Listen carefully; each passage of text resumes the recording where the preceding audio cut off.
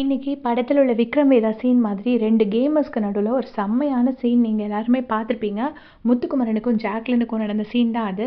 அதுல ஃபர்ஸ்ட் வந்து ஜாக்லின் வந்து முத்துக்குமரனை பார்த்துட்டு சொல்றாங்க, "நான் ஒண்ணு யோசிக்கிறேன். நீ அதை யோசிக்கிறியான்னு தெரியல" அப்படின்னு சொல்லிட்டு, "நான் உன் கேமை காலி பண்றேனான்னு கூட தெரியல" அப்படின்னு சொல்றாங்க.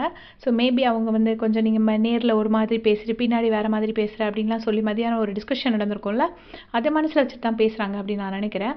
உடனே நான் ஒன்று பண்ணுறேன், அது எனக்கு கரெக்டுன்னு தான் தோணுது, அதனால தான் நான் அதை பண்ணுறேன் அப்படின்னு சொல்லிட்டு ஜாக்லினே சொல்கிறாங்க. சொன்ன உடனே முத்துக்குமரன் சொல்கிறாரு, "நீ 3 டேஸ் முன்னாடி ஒன்று ஸ்டார்ட் பண்ணிட்ட, இப்போ அதை தீவிரப்படுத்திட்டே இருக்க.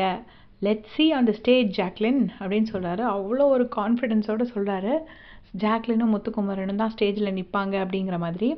அப்புறம் அவர் வாட்டர்மெலன் கடிச்சு சாப்பிட்டுட்டு அப்படியே சினிமாவோட சீன் மாதிரி தான் எந்திரிச்சு நடந்து போகிறாரு.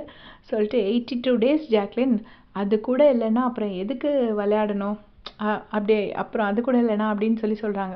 சொன்ன உடனே ஜாக்லின் அதை பார்த்துட்டு சொல்கிறாங்க, "அப்போ நீ எதுக்கு விளையாடுற? 82 டேஸாக இருந்துட்டு இவ்வளோ கூட இல்லைன்னா நீ எதுக்கு விளையாடுற, என்ன எதுக்கு காம்படிட்டர்னு சொல்கிற அப்படின்னு சொல்லி ஜாக்லின் கேட்குறாங்க.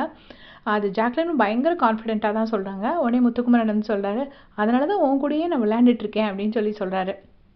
சொல்லிட்டு மோஸ்ட் இம்பார்ட்டன்ட் திங் என்னென்னா, உன்னால் அது ஈஸியாக என்னை வந்து பண்ண முடியாது, அதாவது ஜெயிக்க முடியாதுங்கிற மாதிரி சொல்கிறாரு. தட் ஈஸிலி அப்படின்னு சொல்கிறாரு. சொன்ன உடனே ஜாக்லின் வந்துட்டு பார்க்கலாம் அப்படிங்கிறாங்க. அவங்களும் ரொம்ப கான்ஃபிடென்ட்டாக விளையாடுறாங்க. இதுதான் நல்லாயிருக்கும். எப்போவுமே வந்து ஒருத்தர் தான் கேமர், இன்னொருத்தவங்க வந்து ரொம்ப சப்பையாக இருந்தால் நமக்கும் பார்க்க இன்ட்ரெஸ்டிங்காக இருக்காது. இந்த ஆப்போசிட் பர்சனும் நல்ல போல்டாக விளையாடும் போது தான் அந்த ஹீரோக்கே ஒரு மரியாதை மாதிரி. ஸோ ஜாக்லினும் பார்க்கலாம் அப்படிங்கிறாங்க. அப்புறம் முத்துக்குமரன் சொல்கிறார், "அப்புறம் எம்கேக்கு என்ன மரியாதை, அதாவது முத்துக்குமரனுக்கு என்ன மரியாதை" அப்படிங்கிற மாதிரி சொல்லிட்டு சிரிக்கிறாரு.